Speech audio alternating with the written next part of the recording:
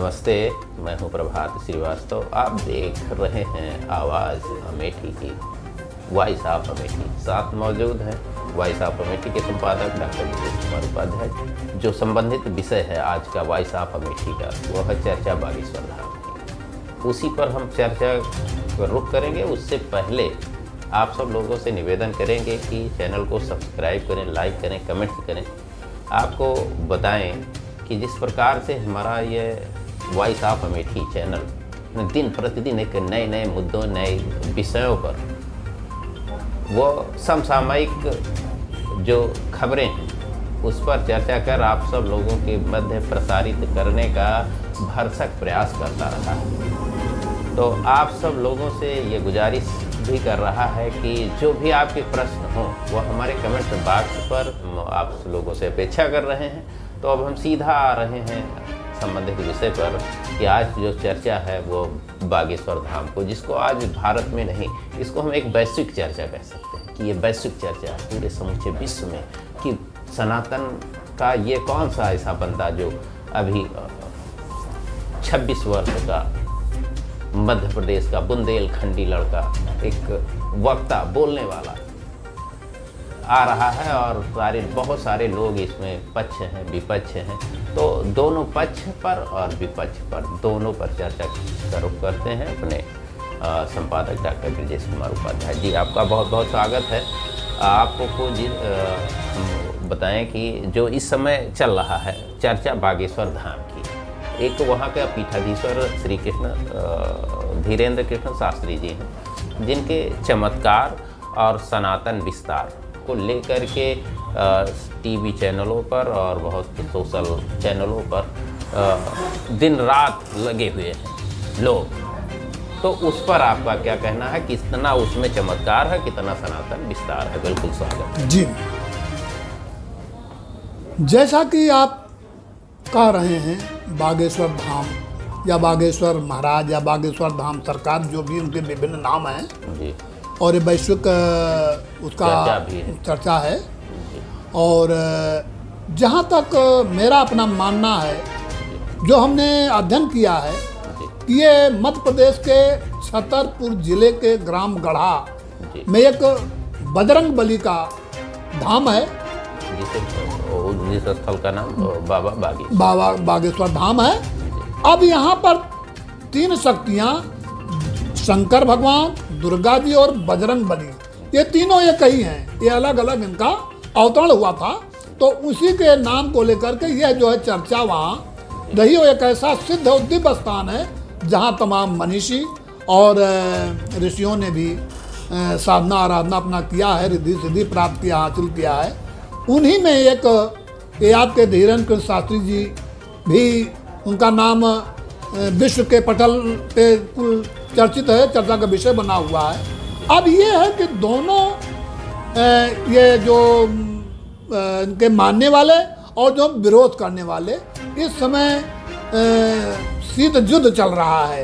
एक तरफ उनके समर्थक उनकी तरफ हुजूम लिए खड़े हैं, तो दूसरी तरफ विरोधी जो हैं, जो ये हाईटेक जमाने वाले लोग, पढ़े लिखे लोग, जो वैज्ञानिक वर्ग के लोग हैं, वो तमाम तर्क उतर कर रहे हैं कि उनकी ये जो वीडियो वायरल हो रहा है और जो कुछ उनका देखा सुना जा रहा है, वो सब करिश्माई, कुछ कहते हैं, कुछ लोग कहते हैं ढोंग है, प्रपंच है।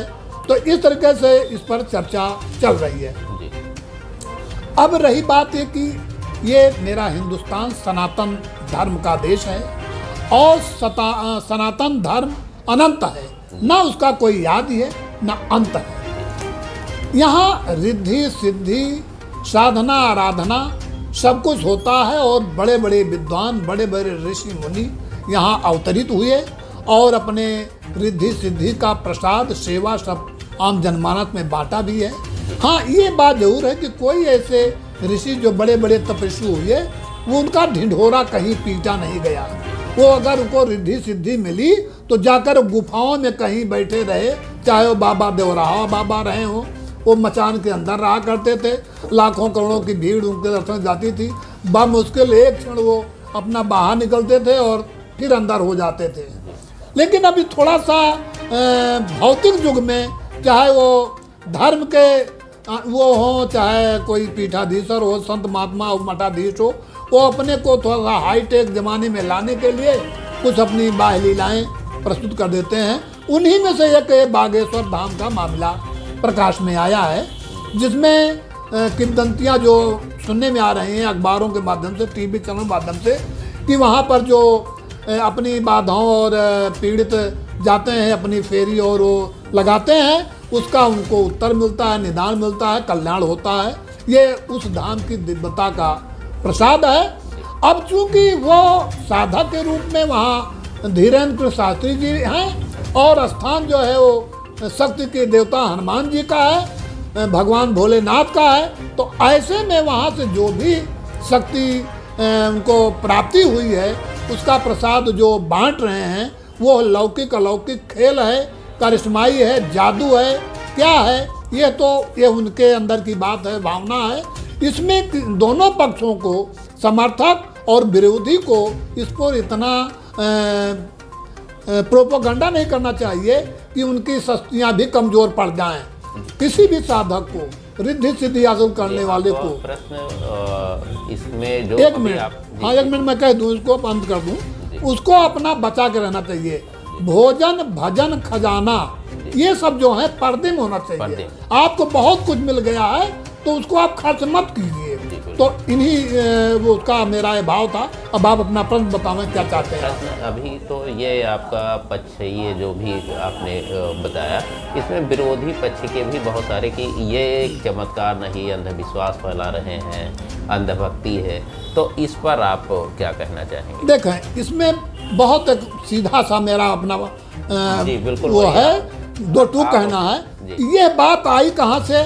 ये बात तब उठी जब वो एक कथा में उनके पास कुछ पढ़े लिखे या साइंटिफिक वो वैज्ञानिक तर्क उतर करने वाले लोग उनसे अपनी समस्याओं के समाधान के लिए गए थे और उनको समय दिया गया। वहाँ से वो बगैर उनसे बताए हुए चले आए। वहीं से ये विवाद तूल पकड़ रहा है। जैसे किसी सभा में, किसी मीटिंग में कोई मिलने जाए, उस नेता से मुलाकात ना हो तो वह दल जो है विरोध करता हुआ चला आएगा। तो वहीं से इसकी शुरुआत होती है। उसी दिन से चर्चाओं का बाजार गर्म हुआ है और टीवी चैनल पे और वायरल होने लगा और इस पर कड़ा कदम विरोध पर द्वारा उठाया गया।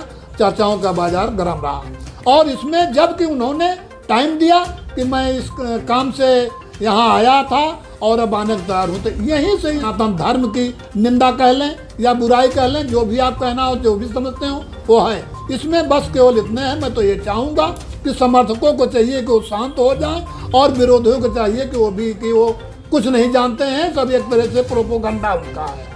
इसको बाहर ले जाने की कोई ज़रूरत नहीं है। जो भी हो रहा है वो सनातन धर्म के लिए हो रहा है और होना चाहिए। जिसकी जो भावना हो, जाकी रही भावना जैसी, प्रभु मूरत देखी तिन तैसी। इसी चौपाई के साथ दोनों को अपने में समझकर स्थिर हो जाना चाहिए। जी बिल्कुल, बहुत बहुत धन्यवाद। अभी जिस प्रकार से हमारे संपादक डॉक्टर ब्रजेश कुमार उपाध्याय जी चर्चा बागेश्वर धाम पर